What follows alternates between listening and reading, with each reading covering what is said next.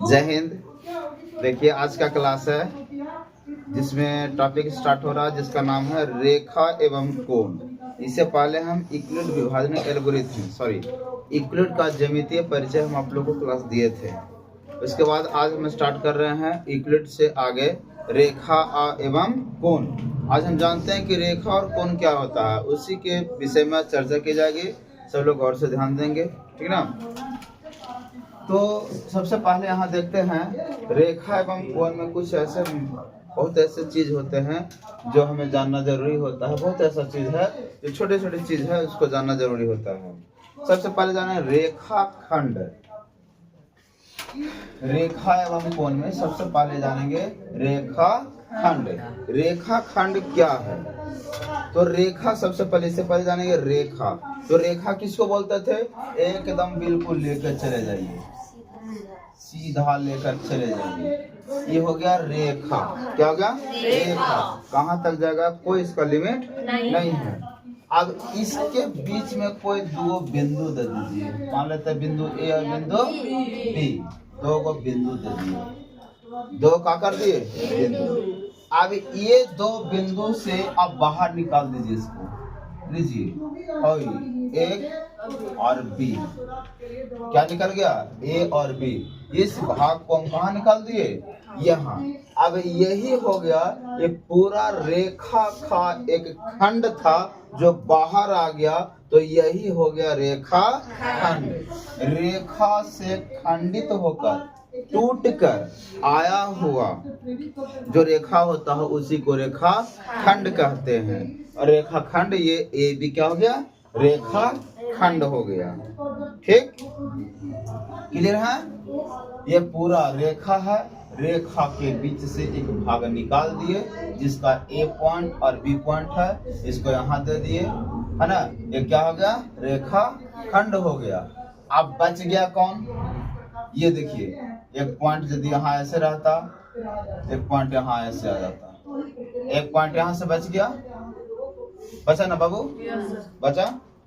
तो देखिए, एक बिंदु हो, इसका एक अंत बिंदु हो और दूसरे तरफ कोई अंत बिंदु नहीं हो, अनंत हो। तो जो एक बिंदु हो, जिसका एक बिंदु हो और उसका अनंत तक जा सकता है, उसका कोई मतलब नहीं है। जो एरो लगा हुआ है इसी लाइन को हम किरण कह देंगे। क्या कह देंगे?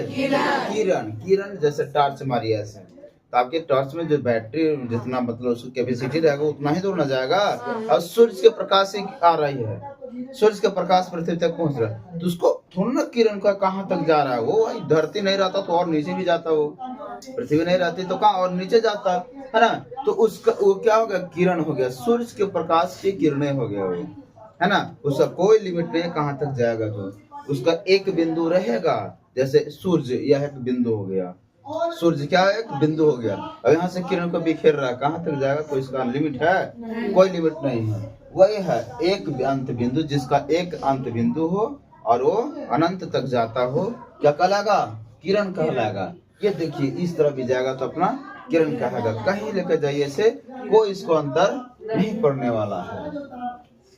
अब आते हैं संरेखी। ऐसा लग रहा है संरेखी, एक रेखा पर अनंत बिंदु। एक रेखा पर अनंत बिंदु। जो भी बिंदु हो, 2 गो 3 गो 4 गो 5 गो 10 गो, जितना बिंदु हो एक ही रेखा पर हो। जैसे एक बिंदु यहाँ, एक बिंदु यहाँ, एक बिंदु यहाँ, एक बिंदु यहाँ, एक बिंदु यहाँ, सबको मिला दीजिए। सबको मिलाए, देखिए ना मेरे से नहीं मिला, ये आप मिला लेंगे इस स्केल से के माध्यम से। एक रेखा हो गया, इस पर कई सारे बिंदु ऐसे है।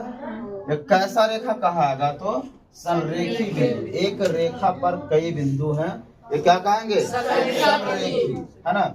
जैसे आप लोग को त्रिभुज हम पढ़ाएंगे तो उसमें बताएंगे संरेखी किसको कहते हैं और असंरेखी किसको कहते हैं। हालांकि यहाँ है मेन बेसिक, यहाँ हमारा संरेखी बिंदु। तो संरेखी बिंदु, संरेखी एक रेखा पर अनंत बिंदु।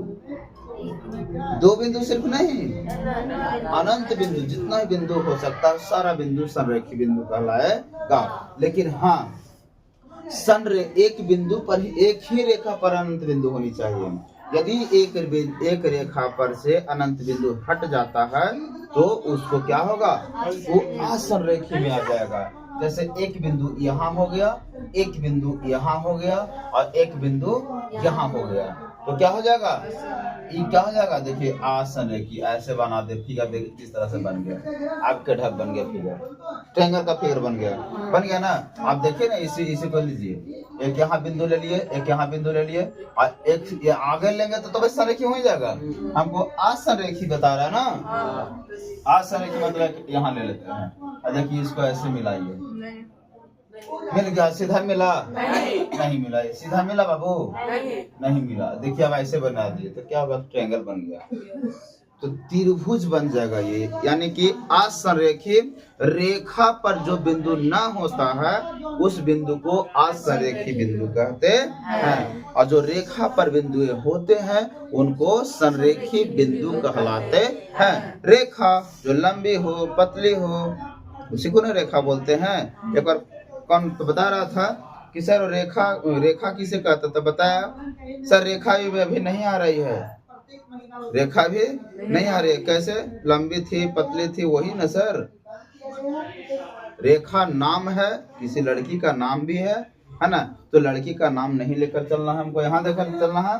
मैथ कहता है कि रेखा क्या, रेखा को देखिए, जैसे हम यूक्लिड का ज्यामितीय परिचय बता रहे थे, यूक्लिड का ज्यामितीय परिचय बताया थे कि रेखा जो होता है क्या होता है, जो कैसे इसको परिभाषित की जाती है कि ना की जाती है, इसकी अभिधारणा में, इसके अभिगृहित में सारा हम दे दिए हैं। आपका वीडियो डाला हुआ है, इसमें आप देख सकते हैं। तो समझ गए असंरेखी बिंदु, क्या समझ गए असंरेखी बिंदु में कि एक रेखा पर वो बिंदुएं नहीं होंगे, है ना, एक रेखा पर वो बिंदुएं नहीं होंगे, समझ गए ना। तो अब आते हैं किसमें, कोण में, किसमें आते हैं, कोण में। इसका एग्जांपल के रूप में ऐसे करके ले लीजिए, ऐसे दो बिंदु हो गया, एक बिंदु यहाँ देते हैं, है ना, क्या ही संरेखी है, असंरेखी है। ये जाएगा यहाँ तक जाएगा तो फिर यहाँ से अलग रेखा बन गया, ये तो यहाँ जा रहा था, देखिए यह जाता तो रेखी, एक तो रेखा तो है, ये तो संरेखी पर बन जाता, लेकिन इस पर है कि असंरेखी बता रहा है। कैसा बता रहा है, एक रेखा पर वो नहीं है ना। अब आते हैं कोण की बात करते हैं, क्या किसकी बात करते हैं, कोण। देखिए कोण हम लोग गाँव घर में बात करते हैं, कोई भी समारोह कोनवा में रखल हो, कोनवा में रखल है, कोनवा के मतलब कौची, कोना कहाँ पे बनेगा, जहाँ पे दो गो भुजा या दो गो देवाल मिल जाएगा वहीं पर ही ना कोण बनेगा जी। जहाँ पे दो गो देवाल बनेगा, एक कोनवा में रखा है, कोनवा वाला लड़का बैठा है, देखो वो कैसे बैठा हुआ है, एकदम लग रहा है चोर है, वो लग रहा है कि चोर है, कोनवा में जो बैठा हुआ है, क्या है, बाल वैसे है, चेहरा वैसे है, नहा कर नहीं आता है, कभी स्नान करता है जी, होली में स्नान किया का, तो वो देखिए आज होली 8 दिन पार हो गया है। चलिए ठीक है, वो कोना में कैसे हम बोले कि उसको कोना में है, एक दीवार यहाँ से गया है और एक दीवार वहां से आया है, और जिस जगह पर दीवार मिला है ना, जिस बिंदु पर, अंदर से वही क्या हो गया, कोण हो गया। तो देखिएगा इसको, जैसे हम लोग इसमें आए, मकान में, घर रूम में आए, तो कोण कब बोले, जब दीवार मिला। हमको यहाँ तो दीवार है नहीं, हमको यहाँ क्या मिलेगा, तो रेखा मिलेगा, एक रेखा इस तरफ से और एक रेखा इस तरफ से। ये रेखा इसी तरफ आया या इस तरफ ऐसे भी दे सकते हैं, या इस तरफ से रेखा जा रहा है या इस तरफ से देखा जा रहा है। जिस जगह पर मिल गया तो ये अंदर के भाग जो है ना, इसी को हम क्या बोलेंगे, कोण। इंग्लिश में इसको एंगल बोलते हैं, ठीक ना। यह क्या हो गया, ये क्या हो गया, कोण हो गया, क्या हो गया, कोण हो गया। समझ रहे बात को ना। कोण किसको कहते हैं, जहाँ पे दो भुजा मिलते हैं, है ना, दो भुजा जिस बिंदु पर मिलते हैं उसके अंदर वाले भाग को क्या बोलते हैं, कोण कहते हैं। क्या बोलते हैं, कोण कहते हैं, ठीक ना। अब आते हैं इसके भुजा। अब इस कोण को मिलाने के लिए क्या बोले, इस कोण को मिलाने के लिए दो भुजा को लगना पड़ा, एक ये भुजा और एक ये भुजा, तो ये क्या हो गया, भुजा हो गया। क्या हो गया, भुजा। ये क्या हो गया, भुजा हो गया। बोलिएगा सर इससे पहले तो आप कह रहे थे कि भुजा नहीं रेखा है, तो दादा रेखा है, वो रेखा ही एक क्या कहलाता है, भुजा कहलाता है। लेकिन हाँ अंतर है, भुजा सीमित होता है और रेखा असीमित होता है, अनंत होता है ना। बस जिसको से कोण बना है हम उसे मानते हैं कि वो जिससे कोण बना है वही उसका भुजा है, जिससे कोण बना है वही उसका भुजा होता है, जिससे कोण बना है वही उसका भुजा होता है। और ये क्या है, भुजा हो गया, क्या हो गया, भुजा हो गया। और ये क्या हो गया, कोण हो गया।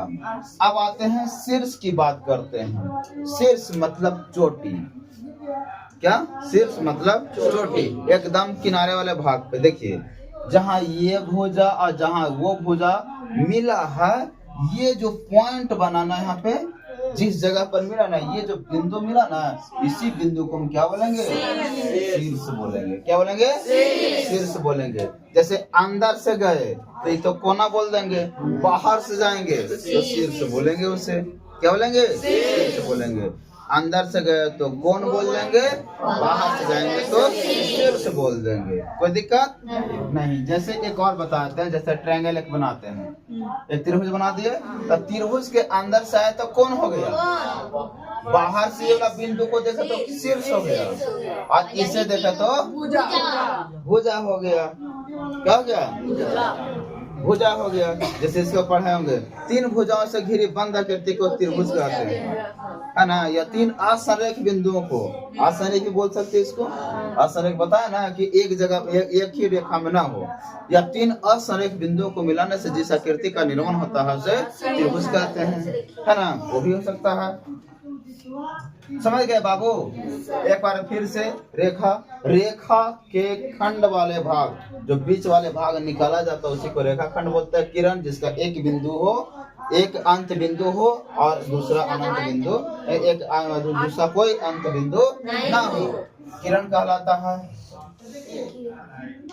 संरेख ही एक ही रेखा पर अनंत बिंदु हो, असंरेख ही एक ही रेखा पर नहीं, अलग अलग बिंदुओं, है ना, एक रेखा पर बिंदु ना हो, माने अलग अलग बिंदु हो, है ना। कौन, दो भुजा मिलने के बाद या दो रेखा जिस बिंदु पर मिलता है ना, तो अभ्यंतर यानी अंदर के भाग को हम कोण कहते हैं, और भुजा जिसको से कोण बनता है उसे भुजा कहते हैं। शीर्ष जहाँ पे कोण बनता है उसके बाहर वाले भाग को शीर्ष, उसी को हम शीर्ष कहते हैं। क्लियर है, यहाँ तक किसी को कोई दिक्कत नहीं। यदि आपको भी दिक्कत हो रही हो, नहीं समझ में आ रही हो, तो आप कमेंट बॉक्स में जरूर लिख सकते हैं, आपकी हम समस्या को दूर करेंगे। तो अब आगे बढ़ते हैं, दूसरे पॉइंट में आते हैं कोण। क्या बना दिया हम, कोण बनाया, भुजा बनाया और शीर्ष बनाया। कोण, भुजा और शीर्ष। अब इसी के आधार पर कोण को कई भागों में बांटा गया है, कोण को कई भागों में बांटा गया है। जैसे में देखिए, पहला न्यून कोण, दूसरा समकोण, तीसरा अधिक कोण, चौथा ऋजु कोण, और इसको प्रतिवर्ती कोण बोलते हैं, या इसी को पूर्णयुक्त कोण भी कहते हैं, है ना। इसी को बोलते हैं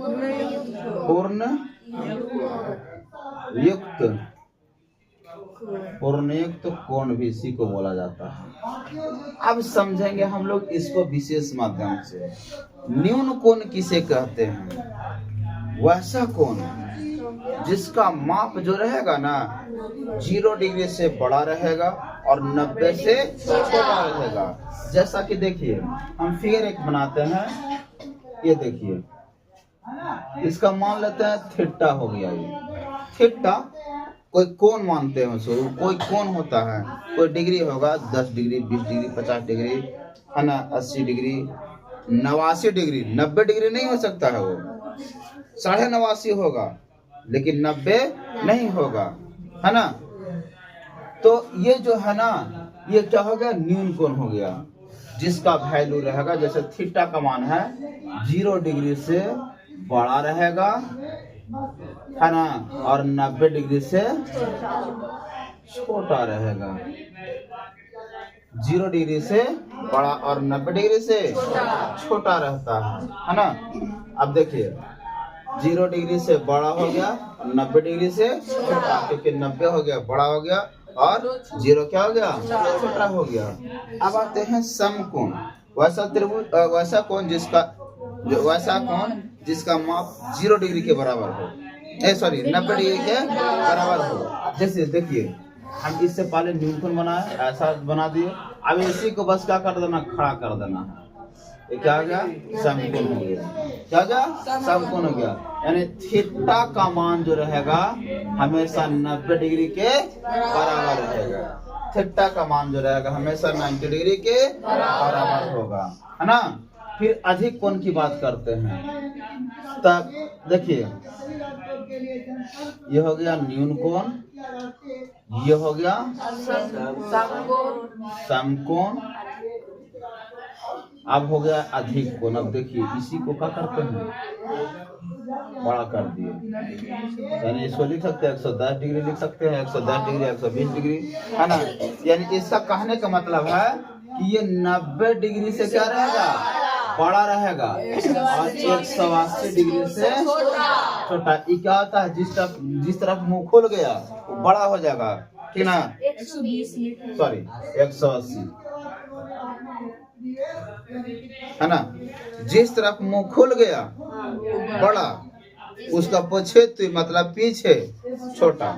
तो देखिए, अधिक कोण किसको कहेंगे, वैसा कोण जिसका 90 डिग्री से बड़ा हो, जो थीटा का वैल्यू हो 90 से बड़ा हो और 180 से छोटा हो।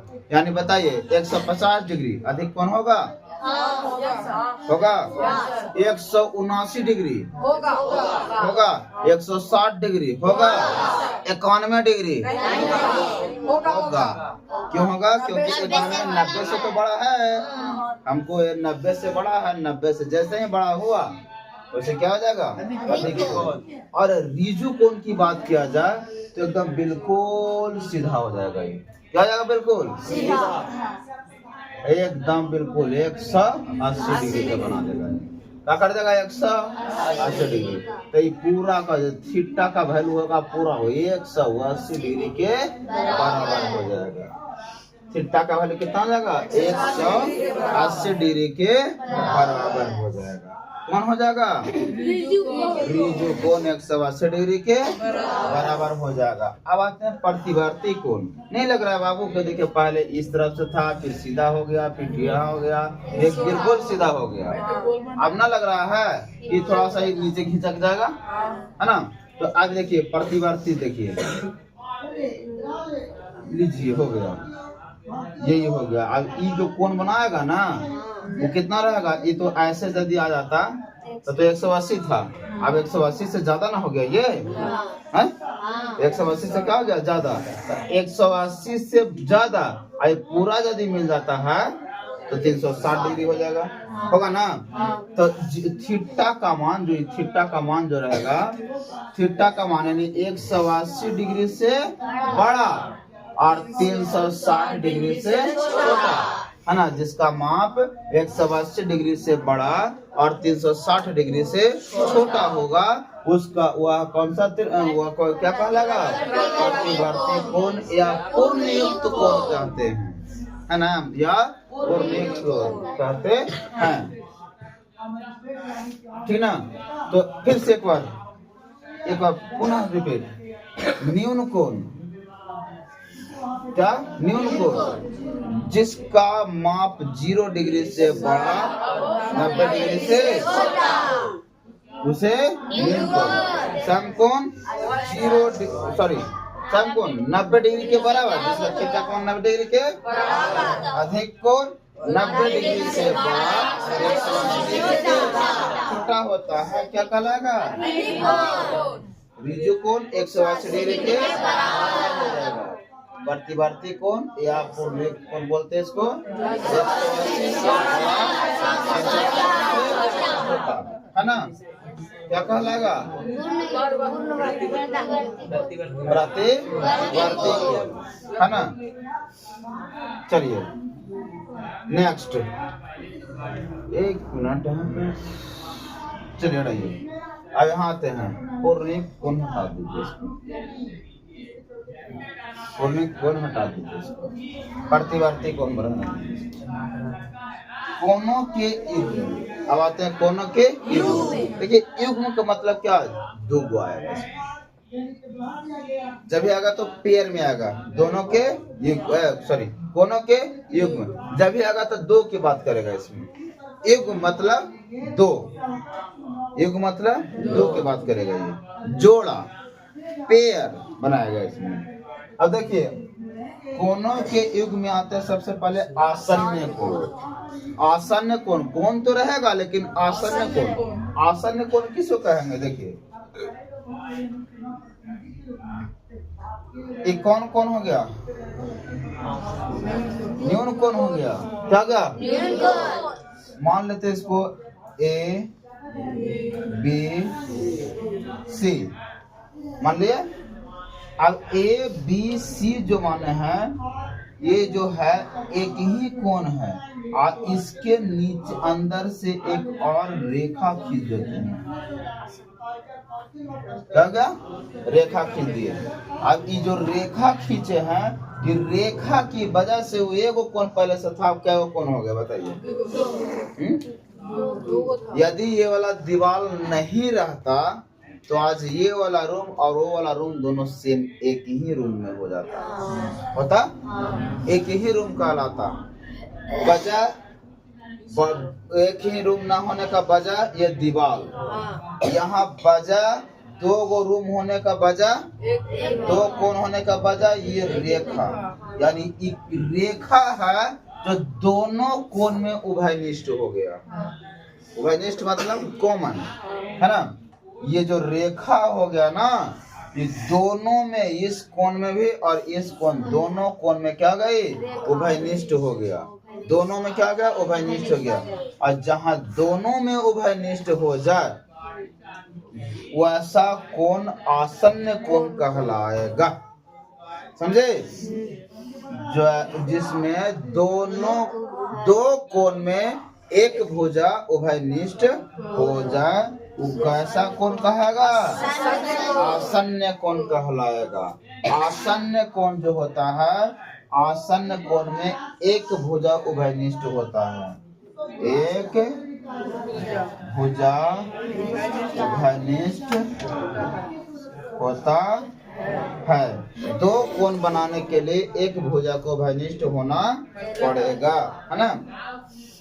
तो देखिए ये वाला कोण और ये वाला कोण कैसा कोण हो गया बताइए, आसन्न कोण हो गया। आसन्न कोण हो गया ना।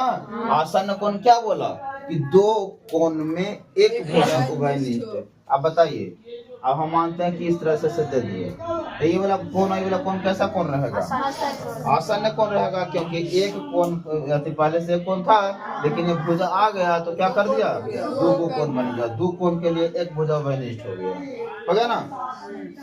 चलिए आसन्न कोण होने के लिए एक भुजा को उभयनिष्ठ होना जरूरी है। अब आते हैं पूरक कोण। क्या आते हैं, पूरक कोण। पूरक कोण कहता है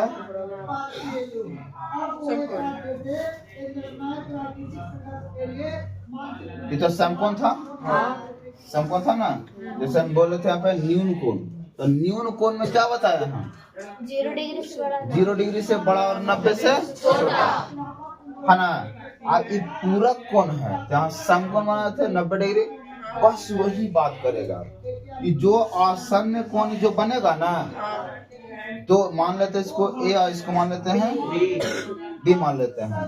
ये दोनों का योग यानी ए प्लस बी बराबर 90 डिग्री। दो कोणों का योग, योग मतलब जोड़। जब दो कोण को जोड़ा जाएगा तो उसका मान 90 डिग्री के बराबर हो जाए तो वो कोण पूरक कोण कहलाएगा। कौन सा कोण कहलाएगा, पूरक कोण कहलाएगा। जब दो कोण को जोड़ा जाएगा और उसका मान 90 डिग्री के बराबर हो गया तो मान क्या कहलाएगा, पूरक कोण कहलाएगा। समझ गए ना, समझे? बताइए ए और बी कैसा कोण है, गलत बात यही नहीं आपको समझ में। ए और बी क्या आसन्न कोण है ना जी। अब पूरा कोण कब होगा, जब ए और बी को जोड़ा जाएगा।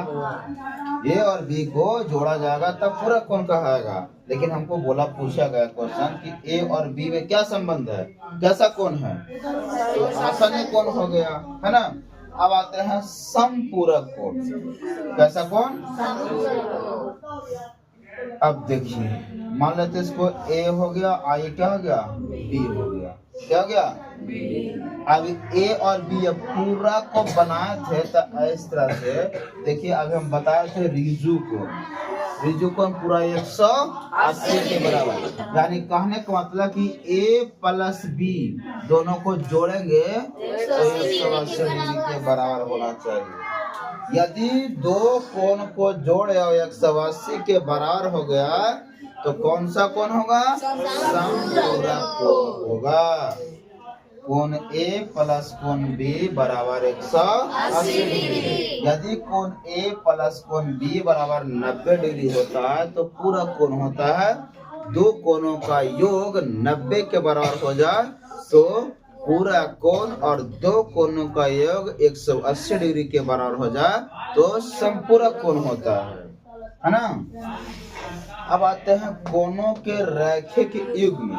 तो रैखिक युग्म कहने का मतलब कि दो कोण, यही वाला सिस्टम रहेगा पूरा। क्या रहेगा? सिस्टम यही रहेगा पूरा, ए और क्या हो गया, बी। रैखिक युग्म एक रेखा हो गया, क्या हो गया, एक रेखा हो गया जो कितना डिग्री का कोण बनाता है? 180 डिग्री का बनाता है। तो बस इतना जानिए कि ए प्लस बी इसको लिख सकते हैं, या तो लिख सकते हैं कि एक रैखिक युग्म हमेशा 180 डिग्री का कोण बनाता है। रैखिक युग्म मतलब दो गो आ जाएगा इसमें, क्या होगा? दो गो आएगा, ए प्लस बी का वैल्यू 180, कहीं कहीं पे 3 गो भी हो जाएगा। इसको 4 भाग में बांटेगा, 5 भाग बांट सकते हो, उससे कोनो मतलब नहीं है, लेकिन कम से कम 2 जरूर रहेगा। जैसा कि देखिए, इस पर ऐसे भी कर सकते हैं, ऐसे भी कर सकते हैं, ऐसे भी कर सकते हैं, ऐसे भी कर सकते हैं, ऐसे भी कर सकते हैं। इसको कुछ वैल्यू, सब कुछ वैल्यू, सब कुछ वैल्यू ऐसे करके दे सकते हैं। सब कोण को फिर जोड़ देंगे तो 180 के ही बराबर हो जाएगा, इससे ज्यादा नहीं जा सकता। तो कोण कितना ही बोल सकता है, ठीक ना। लेकिन याद रखें वो इसका जोड़ने पर 180 से ज्यादा नहीं होगा, 180 से ऊपर नहीं जाएगा, है ना।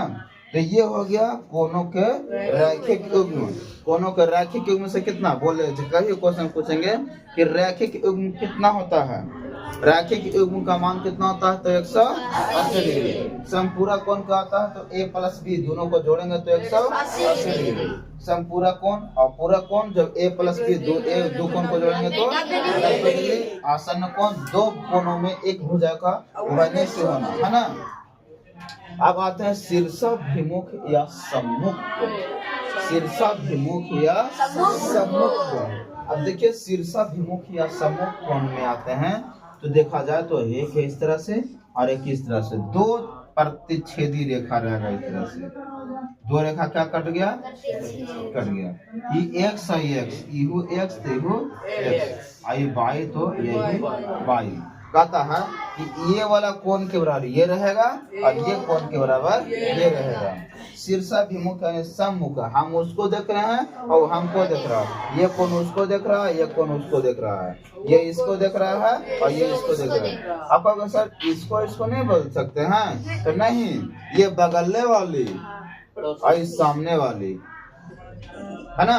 ये सामने वाली तो सामने वाली सम्मुख, बगलने वाली तो भाई बगलने वाली कैसे, बगलने वाली फिर आ जाइए ये संपूरक में आ जाइए तो रैखिक में आ जाइए, है ना। बगलने वाली में आ जाइए तो कसी में आ जाएगा, बगलने वाली यदि हो गया तो रैखिक का ये हो गया 100 प्लस बी हो रहा है 180, एक्स प्लस वाई हो रहा है 180। यहाँ एक्स प्लस 180 होगा नहीं, क्योंकि दोनों बराबर है, तो ये हो ही नहीं सकता, ये कभी हो ही नहीं सकता है। तो ये हो गया कुछ बगलने वाली का योग 180 होगा, सामने वाले के योग 180 नहीं होगा, कभी नहीं हो सकता है। हाँ हो सकता है यदि दोनों इधर 90 तो हो गया बराबर, है ना। तो रेयर केस ही नहीं हो सकता, वो अलग केस है उसका, है ना। तो यहाँ तक अभी आप क्लियर हो गए हैं। नेक्स्ट पॉइंट बढ़ते हैं। नेक्स्ट पॉइंट बताता है दो रेखाएं खींचने के विभिन्न प्रकार। एक होता है प्रतिच्छेदी रेखा और एक होता है अप्रतिच्छेदी रेखा, ठीक ना। एक होता है प्रतिच्छेदी रेखा और एक होता है अप्रतिच्छेदी रेखा। अब प्रतिच्छेदी रेखा किसको कहते हैं? प्रतिच्छेदी, जो एक दूसरे को प्रतिच्छेद कर दे, काट दे। ये कैसी रेखा हो गई? प्रतिच्छेदी रेखा हो गई, ठीक ना। इस बिंदु पर क्या कर दिया? ये काट दिया। A B C D, A B और सी डी ओ बिंदु पर प्रतिच्छेद किया है ना। ए बी और सी डी ओ बिंदु पर प्रतिच्छेद किया है, अतः ए बी और सी डी दो प्रतिच्छेदी रेखाएं होंगे, है ना। ए बी और सी डी दो प्रतिच्छेदी रेखा होंगे क्योंकि वो बिंदु पर एक दूसरे को काटे हुए। और अप्रतिच्छेदी कभी काट ही नहीं सकता है, यानी ये को हई से चल गया तो दूसर को हई से चल जाएगा, तो ऐसा हाँ रेल की पट्टी हो जाएगा, जैसे में रेल की पट्टी होगा, है ना। अप्रतिच्छेदी कभी काट सकता है? नहीं, कभी काट सकता है। नहीं काटेगा तो समांतर भी कह देंगे, समांतर रेखा इसी को बोल देंगे। क्या बोलेंगे? अप्रतिच्छेदी रेखा को ही बोलेंगे, समांतर रेखा बोल देंगे, क्योंकि कभी काटवे नहीं करेगा। तो काटवे नहीं करेगा तो समान अंतर में यहाँ भी रहेगा, यहाँ भी रहेगा। जहाँ आप जाकर मापिए इसको उतना ही डिस्टेंस पर, जितना डिस्टेंस पर यहाँ है उतना ही डिस्टेंस पर वहाँ रहेगा। हल्का सा टेढ़ा हुआ जाके कहीं ना कहीं तो मिल ही जाएगा, है ना। रेल की पटरी बिल्कुल समांतर रहता है। कैसा रहता है? बिल्कुल समांतर रहता है, ठीक ना। तो ये हो गया इंट्रोडक्शन। अभी हम इसको करने जा रहे हैं सिद्ध आखिर। जैसे सवाल उठेगा कि सर ये x प्लस वाई बराबर बोलते हैं, x प्लस वाई बराबर 180 डिग्री हो गया, तो भाई रैखिक हो गया। लेकिन बोले कि सर वाई बराबर वाई हो गया, x बराबर x हो गया, शीर्षाभिमुख कोण एक दूसरे के बराबर होता है। सर क्यों होता है, कैसे होता है? तो उसको तुरंत भी सिद्ध किया जाएगा, ठीक ना। तो अभी आप लोग ध्यान से देखिए, तो वीडियो अच्छा लगा हो देखिए। ये जो क्वेश्चन है, जैसे कल हम बताए थे, इससे पहले रेखा एवं कोण में, रेखा एवं कोण जो बताए थे, जिसे बताए थे रेखाखंड के बारे में, कोण के प्रकार बताए थे, कोण के प्रकार बताए थे, कोणों के युग्म बताए थे, और दो रेखा जो एक दूसरे पर काटती है तो दोनों रेखाओं को खींचने का तरीका बताया था। एक प्रतिच्छेदी हुआ था और एक अप्रतिच्छेदी। प्रतिच्छेदी रेखा जो कट गया था, प्रतिच्छेदी जो समांतर गया था। आज हम पढ़ने जा रहे हैं समांतर रेखा और तिर्यक रेखा। तिर्यक रेखा उसको बोलते हैं जो तिरछे दो रेखा या एक रेखा पर आकर गिर जाता है। जैसे देखिए, समांतर रेखा तभी बनेगा जब दो उसमें रहेंगे रेखा, दो रेखा रहेंगे तब क्या हो जाएंगे? समांतर हो जाएंगे, ठीक ना। तो देखिए रेखा एक ये हो गया, अच्छा से समझिएगा सभी लोग। रेखा कितना हो गया? ये दो। मान लेते हैं एल और एम दोनों समांतर, एल समांतर एम, ये जो है ना समांतर का चिन्ह हो गया, जो है ना ऐसे ये समांतर का चिन्ह हो जाता है, ठीक। एल के समांतर एम है, एल समांतर एम है। कोई तिर्यक रेखा ऐसे इसको काट डाला है, इसका नाम एन देते हैं, है ना, एन देते हैं। दो समांतर रेखा जब दो करेंगे समांतर रेखा रहेंगे, जब दो समांतर रेखा रहेंगे, एक एल रेखा और एक एम, एल और एम दोनों समांतर रेखा है। जब दोनों समांतर रेखा रहेंगे और उसके ऊपर कोई तीसरी रेखा जो तिरछे काटती है, तिरछे काटती है या तिर्यक रेखा इसे बोलेंगे। क्या बोलेंगे? तिर्यक रेखा। और यही तिर्यक रेखा से इसके ऊपर देखिए, इस समांतर दो समांतर रेखाओं के बीच में कोण बन गया। जैसे हम कल बताया गया था, इससे पहले बताया गया है कि एक लाइन जो है रेखा, एक रेखा है जो अपने पास 180 डिग्री का कोण बनाता है, अपने साथ 180 डिग्री, जिसको हम रिजु कोण के नाम से भी जानते हैं।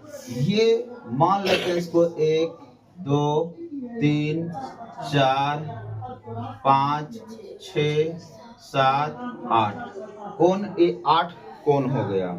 अब इन कोण में यहाँ और यहाँ में कैसा संबंध रहेगा, ठीक है ना, वो सारे संबंध को यहाँ पे स्थापित करना है ना। और इस सारे संबंध को क्या करना है, स्थापित करना है। तो सबसे पहले देखा जाएगा कि इससे जो बना हुआ कोण है, ये कोण ये कोण ये है, ये कोण ये कोण ये है। अभी ये वाला कोण और ये वाला कोण दोनों को देखा जाए तो ये दोनों को दोनों आसन्न कोण हो जाएंगे, क्योंकि आसन्न कोण कहता है कि दो कोण के बीच में एक भुजा उभयनिष्ठ होना चाहिए, है ना। तो ये दोनों कैसा है, तो उभयनिष्ठ है। दोनों को दोनों क्या है, उभयनिष्ठ, सॉरी ये दोनों कोण में ये क्या हो गए, उभयनिष्ठ हो गए। अतः ये कोण 1 और कोण 2 दोनों उभयनिष्ठ, यानी सॉरी उभयनिष्ठ आसन्न कोण होंगे, है ना। तब देखते हैं बाबू कि यहाँ पे ये सबसे पहला पॉइंट बोला है सम्मुख कोण या शीर्षाभिमुख कोण। शीर्षाभिमुख लगता है ये गलत है, चलेगा, अपना संभाल लीजिएगा। शीर्षाभिमुख कोण या बोलते हैं सम्मुख कोण। तो सम्मुख, एक के तने मुंह रहे, तू हमको ताको हम तुमको ताके, मुंह ताका ताकी, है ना। तो ये सम्मुख कोण, इसको ताक रहा है ये और इसको ताक रहा है ये। तो 2 के सामने वाली कोण कौन हो गया, 3, और 4 के सामने वाली कोण कौन हो जाएगा, 1, 6 के सामने वाली कोण 8 और कोण 5 के सामने वाली कोण 7। ये हो गया सम्मुख कोण हो गया। कैसा कोण, सम्मुख, यानी लिख सकते हैं कोण 1 के बराबर कोण 4, कोण 2 के बराबर कोण 3, कोण 5 के बराबर कोण 7, कोण 6 के बराबर कोण 8। ये सम्मुख कोण हो गए। सम्मुख कोण कहने का मतलब वो एक दूसरे को देख रहे हैं। शीर्षाभिमुख कोण, शीर्ष के सामने मुख, शीर्षाभिमुख। नेक्स्ट आते हैं संगत कोण। तो संगत कोण कौन होगा, एक साथ जिस तरफ आप रहिएगा हम भी उसी तरफ रहेंगे, जहां रहिएगा वहां हम रहेंगे। फर्क यह है कि सिर्फ ये समांतर रेखा जो रहेंगे इन दोनों में संगत आएगा। ऊपर वाला भाग में क्या है 2, तो ये हो जाएगा 2 के बराबर 6 हो जाएगा। ये कहता साथ संगत। देखिए ये रेखा जो तिर्यक रेखा, इसके जस्ट ऊपर, ये रेखा के जस्ट ऊपर, इसके इधर और इसके ऊपर, ये 2 लिए हैं, तो यहाँ भी हो गया इसके इधर और इसके ऊपर। तो 2 के बराबर कौन हो जाएगा, 6, और 4 इसके इधर है और ये वाला के नीचे है, तो इसको इधर होना चाहिए, ये वाला के नीचे होना चाहिए, इसके इधर और इसके नीचे, तो कौन हो गया 7।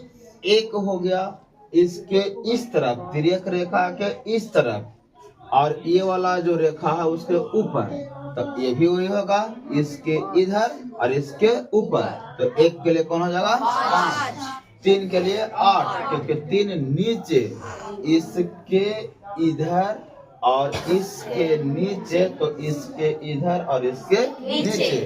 यानी कहने का मतलब कि कोण 2 के बराबर कोण 6 हो जाएगा, और कोण 4 के बराबर कोण 7 हो जाएगा, कोण 1 के बराबर कोण 5 हो जाएगा, और कोण 3 के बराबर कोण 8 हो जाएगा, है ना। ये संगत कोण हो जाएंगे।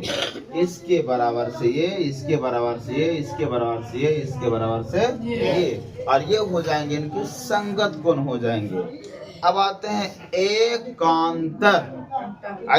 एकांतर अंतः, एकांतर जैसे सपोज ऐसे समझिए, एकांतर वैसे नहीं, एकांतर जैसे हम आपको देख रहे हैं, आप हमको देख रहे हैं, हम ये वाला आंख को चाप दिया, फिर चापिए, जब आप चापिएगा तो हमारा इस तरफ ना, तो आपको उस तरफ नजर आएगा। एक कोण से अंतर, एक कोण का अंतर नहीं, एकांतर कोण जिसको आंख में प्रॉब्लम होता है तो गांव घर में देहात में बोलते तो काना काना बोलते हैं, वैसे दिमाग में लगाए एकांतर ट्यणः। यहाँ से हम देखेंगे तो जैसे हम भी राइट हैं, हम राइट वाला लपेटे तो हम भी राइट लपेटे। देखिए हम यहाँ तो आपको नजर आएगा वहाँ, तो हम लेफ्ट वाला करेंगे तो आपको आएगा कहाँ, वहाँ भी लेफ्ट वाला आएगा। लेकिन याद रहे हम यहाँ से यहाँ जाएंगे और यहाँ से ये यहाँ आएंगे, तो ये दोनों क्या हो जाएंगे, बराबर होंगे। अब अंतः बोला तो अंदर वाली कोण ही होंगे, ये नहीं कि बाहर वाली कोण होंगे।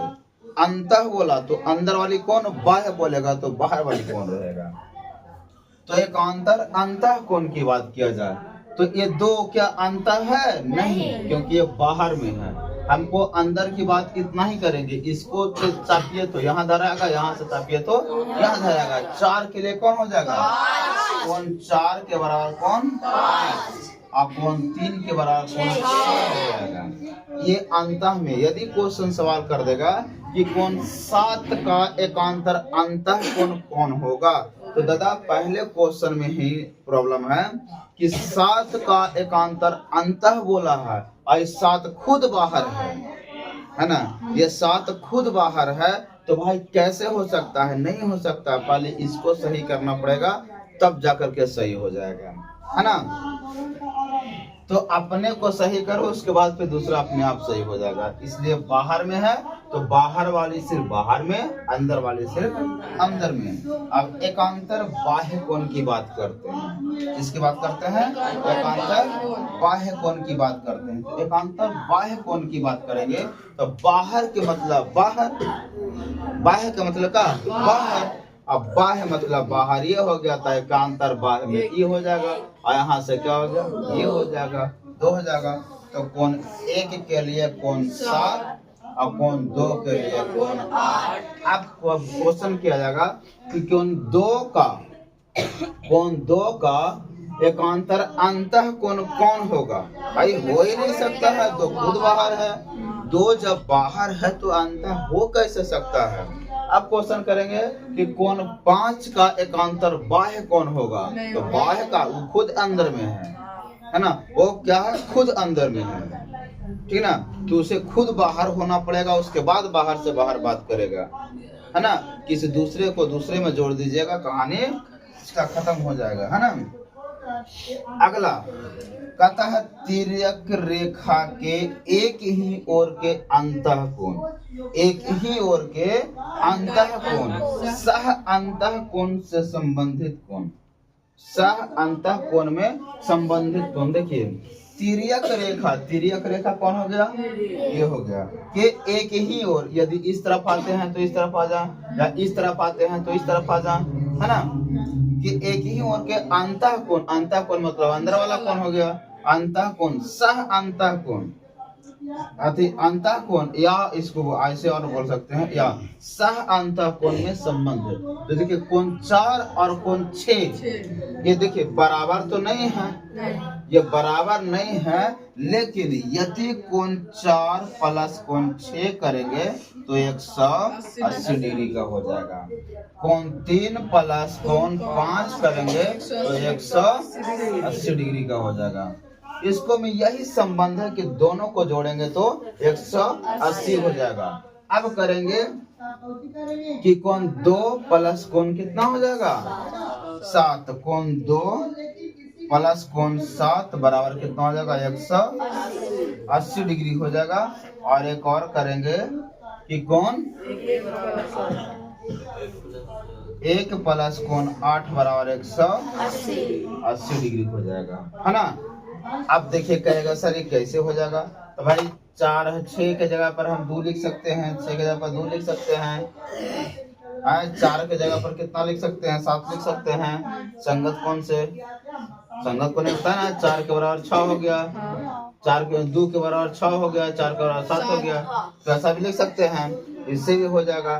तो ये हो गया तिर्यक रेखा के एक ही ओर, इस तरफ आ जाइए या इस तरफ आ जाइए, यहाँ से यहाँ जोड़ दीजिए तो दोनों जोड़िएगा तो 180 डिग्री हो जाएगा, इसको जोड़िएगा तो दोनों 180 डिग्री हो जाएगा, इसको जोड़िएगा तो 180 हो जाएगा, इसको जोड़िएगा तो 180 हो जाएगा। अब बोलेगा सर इसको और इसको आप रिलेशन आप जैसे दे सकते हैं, लेकिन हाँ मेथड गलत आप नहीं कर सकते हैं। यदि आप इसको और इसको जोड़ते हैं तो कह रहा है कि 180 होगा, तो भाई 180 देखिए, इसको और इसको जोड़ रहे थे तो 180 हो रहा था। तो इसके सम्मुख कोण है ना जी, तो इसका मतलब कि इसको जोड़ेंगे तो 180 हो जाएगा, क्योंकि कोण 5 के बराबर कोण 7 भी है ना। तो इसको इससे भी जोड़ेंगे तो 180 होगा, इसको इससे भी जोड़ेंगे तो 180 होगा, इसको इससे जोड़ेंगे तो 180 होगा, इसको इससे जोड़ेंगे तो होगा। क्योंकि मेथड है भाई, मेथड गलत नहीं होना चाहिए, बस आपको समझ में आ जाना चाहिए, है ना। तो ये क्लियर हो गया। अब हम आगे टॉपिक चलते हैं, तो इसे आप लोग पहले स्क्रीनशॉट ले लीजिए, ठीक है ना। अच्छा लगे तो कमेंट कीजिए, शेयर कीजिए, लाइक कीजिए, सब्सक्राइब कीजिए, और किसी तरह कोई प्रॉब्लम हो तो प्रॉब्लम को आप पूछे, कमेंट बॉक्स में लिखें, हम आपको प्रॉब्लम को दूर करेंगे, है ना।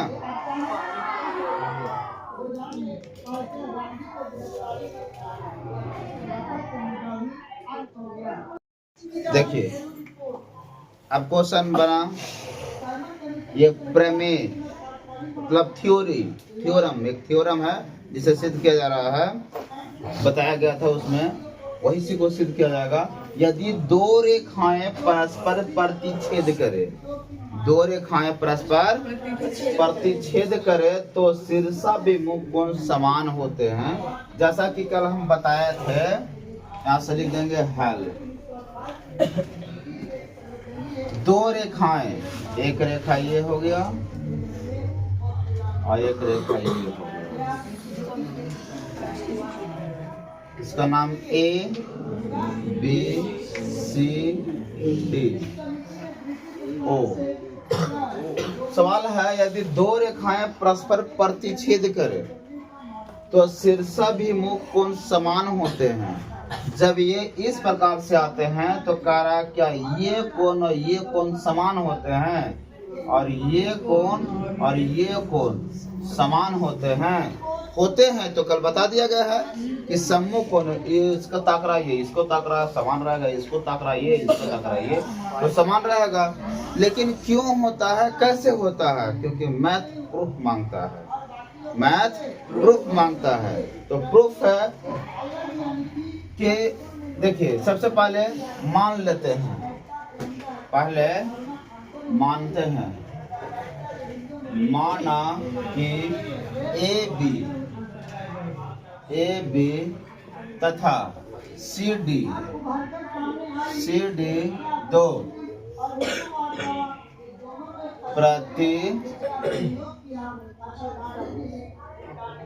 प्रतिच्छेदी रेखा है। ए बी और सी डी दो क्या हो गया, प्रतिच्छेदी रेखा है ना, जिसका प्रतिच्छेद बिंदु, जिसका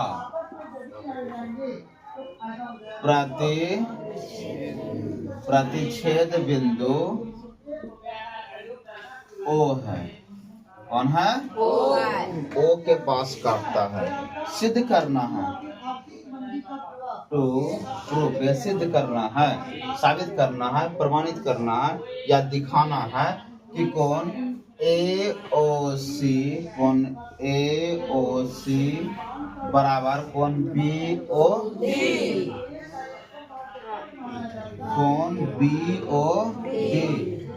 या कोण AOD बराबर कोण BOC, इसी को प्रमाणित करना है। तो सबसे पहले देखेंगे यहाँ पे, इसको सिद्ध करने के लिए सबसे पहले देखेंगे कि OA एक किरण है, O एक किरण है जो CD रेखा पर स्थित है ना। क्या बोला? OA एक किरण है, देखिए लिखेंगे, चूंकि OA एक किरण है जो CD रेखा पर स्थित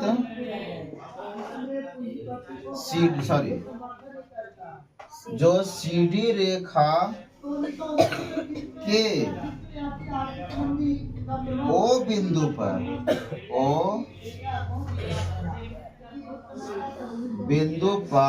स्थित है। वो बिंदु पर क्या है? स्थित है ना? वो बिंदु पर स्थित है।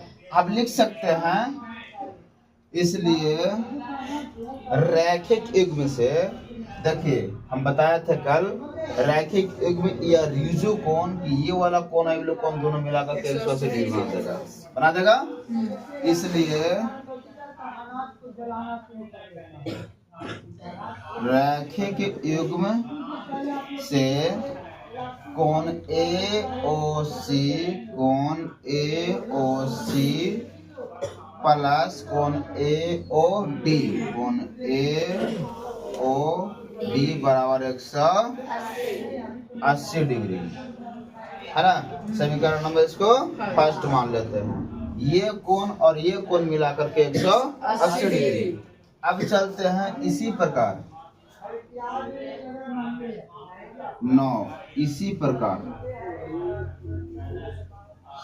इसी प्रकार कोण AOD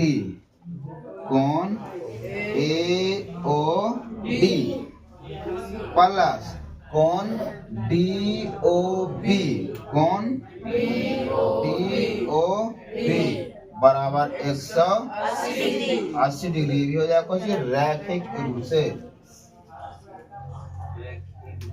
रैखिक युग्म से या ऐसे भी लिख सकते हैं रिजु कोण से, है ना। पूरा एक लाइन कितना डिग्री? 180 डिग्री कोण बनाता है ना। रिजु कोण से भी लिख सकते हैं आप इसको। तो समीकरण अब इसको क्या ले लेते हैं? सेकंड।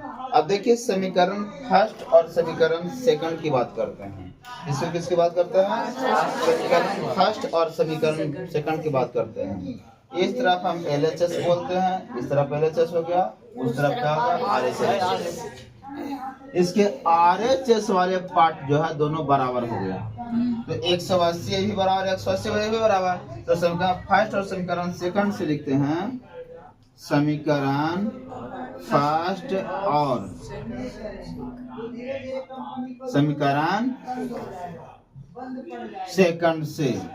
समीकरण फर्स्ट और सेकंड से चलते हैं। 180 दोनों बराबर होगा RHS का पार्ट, तो इसके बराबर ये होगा तो इसके बराबर ये हो जाएगा। हो गया? तो लिख सकते हैं कोण A, इसलिए लिख देंगे कोण AOC प्लस कोण AOD इज इक्वल टू कोण AOD प्लस कोण DOB हो गया। अब देखिए यहाँ भी AOD है और यहाँ भी AOD है, बराबर के उस तरफ बराबर के इस तरफ, चिन्ह बराबर, दोनों क्या हो जाएगा? समाप्त हो जाएंगे। या इस तरफ लाएंगे तो घट जाएगा, घट कर वैसे भी कट जाएगा, है ना। अब यहाँ बचे कोण AOC बराबर कोण DOB, है ना। देखिए कोण AOC बराबर कोण DOB क्या प्रमाणित करना था हमको? AOC बराबर कोण BOB, है ना। हो गया? अब यहाँ से लिखेंगे, इसे भी सिद्ध करना है। तो जैसे हम इसको किए हैं ऐसे सिद्ध किए हैं, उसी प्रकार से ऐसे सिद्ध कर देंगे तो इधर भी बराबर हो जाएगा। अब लेकिन यहाँ पे इसी प्रकार